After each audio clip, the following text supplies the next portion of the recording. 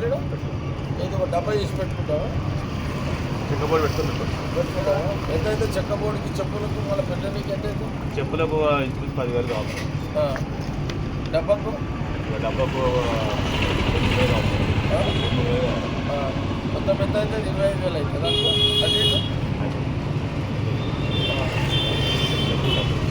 చెప్పులకు డబ్బులు కదా 15,000 చెప్పులు పెట్టుకుంటే అయినా మంచిగా అడ్మెంట్గా ఒక చెప్పు మీద ఎంత వస్తుంది లాభం? దగ్గర సార్ 30 నుంచి 20 దాకా వస్తుంది. 30 నుంచి 20 మీద వస్తుంది. చెప్పు ఎంత ఉంటుంది ఒకటి? ఒక చెప్పు సార్ 150 అమ్మితే ఉంటుంది సార్. 50 రూపాయలు ఒక జోడి అమ్మితే మనకు 30 నుంచి 20 దాకా లాభం.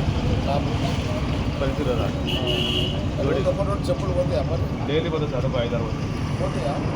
5-6 పోతే అదొక 200 వస్తాయా? 25,000 చెప్పులు పెట్టుకోవాలి.